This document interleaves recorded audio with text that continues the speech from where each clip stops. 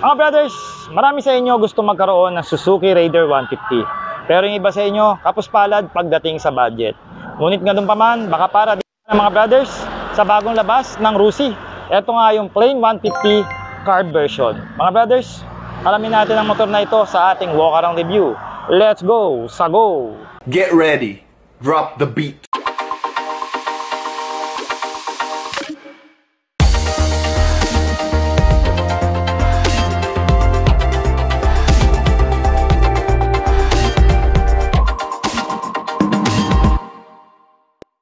Alright, bike fitting para dito sa bagong version na plain 150 na carb version, no? As you may know, ang kanyang handlebar dito mga brothers is naka-clip-on po at may kababaan po siya, kaya medyo lean ako ng konti dito. Ibang-iba siya sa riding position pagdating sa kapatid niyang si Flash 150. At yung kanyang handlebar is medyo naka-close. No, hindi siya dito, medyo close siya, no?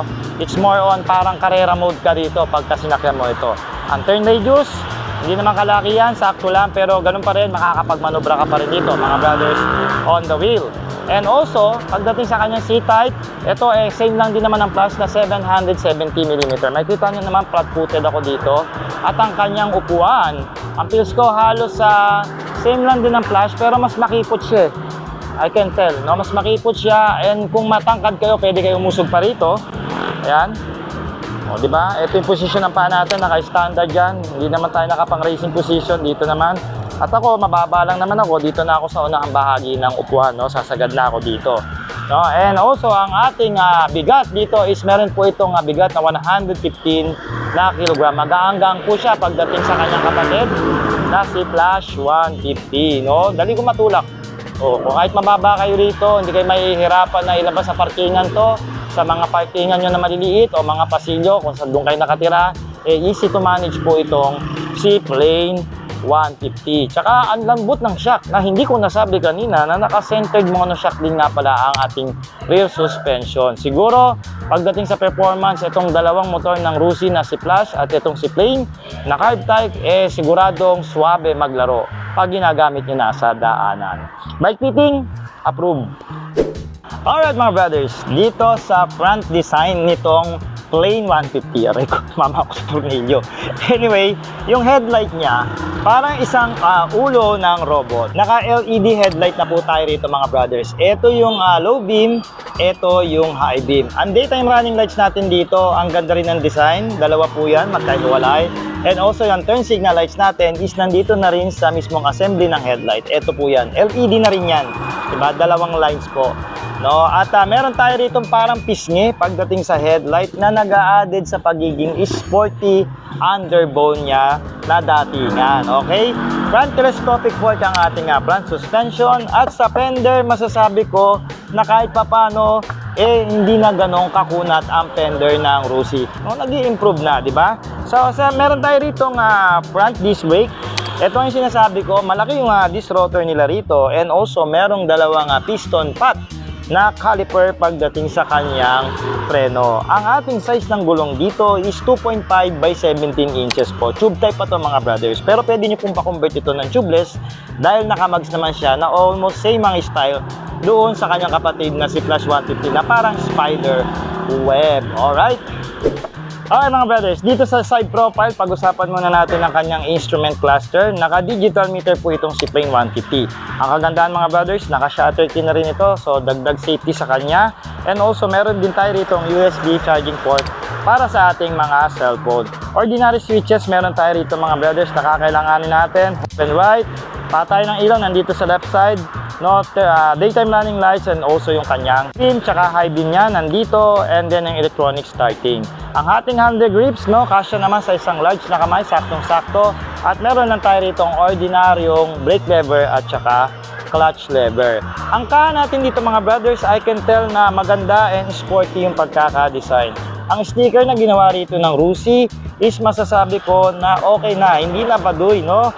Meron na siyang art, diba? May Rusi rito, and then Euro 3, and then meron tayo ritong claim. Alright, then 150 dito, no?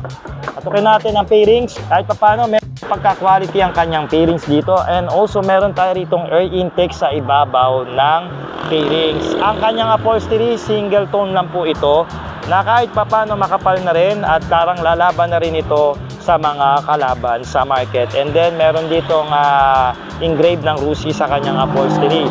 Pag binuksan natin ang ating upuan, wala na tayong space dito mga brothers dahil sa itong underbow. Nandito na yung air cleaner niya at ang ating tank capacity po is around 4 liters po. No? Sino po kaya makakapagbigay dito mga brothers ng eksaktong laki ng tangke nitong ni Plain 150 mga brothers? Alright?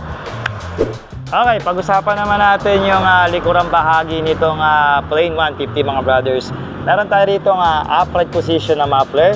Sabi ko nga pagka ganito, hindi ka maiilang o manghihinaan ng loob pagka lumusong ka sa mga baha. Kasi hindi basta-basta papasukin ng tubig ngayon tambucho mo.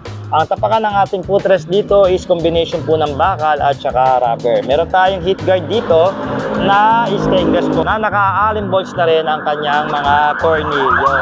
I can tell ang swing arm natin dito is ordinary na bakal compared dun kay Flash 150 na aluminum blade.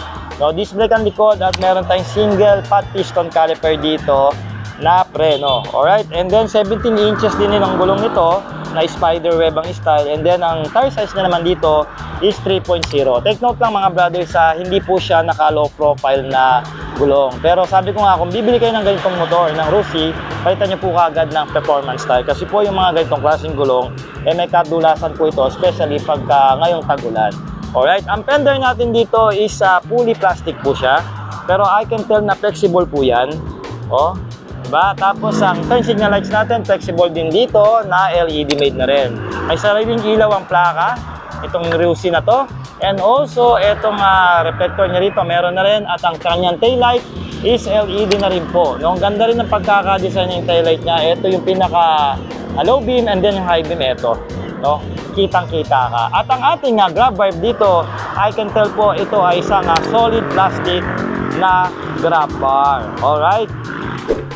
Alright mga brothers, dahil same lang naman ng aesthetic at saka body design, si Plain 150 fuel injected at itong si carb version, ang pinaka-binago talaga nila dito mga brothers, itong makina and also yung fuel system na carburetor. Yung makina niya ngayon mga brothers is push rod engine na po, na base sa makina ng kanilang business type na motor na si Macho 150. So mga brothers, meron itong 11.8 horsepower pagdating sa dulo at kayang umarangkada ng 12 Nm of torque na merong 5-speed manual transmission. So mga brothers, single cylinder overhead valve po ito at syempre naka-air-cooled po ito dahil isa lang naman po itong push rod engine na mababa ang compression ratio. So ngayon mga brothers, alam nyo na.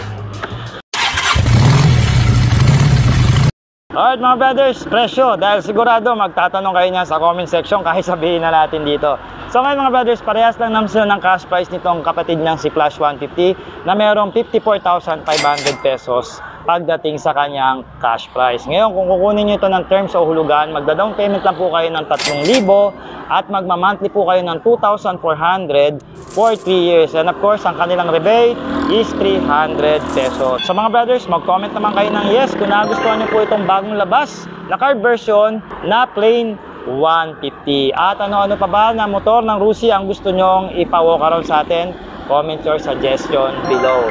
So mga brothers, huwag niyo po kakalimutan i-share ang ating episode sa Facebook at mag-subscribe naman kayo sa ating YouTube channel kung naghihintay pa po kayo sa mga ibang vlogs pa natin sa Rusi. Mga brothers, ride safe and cheers!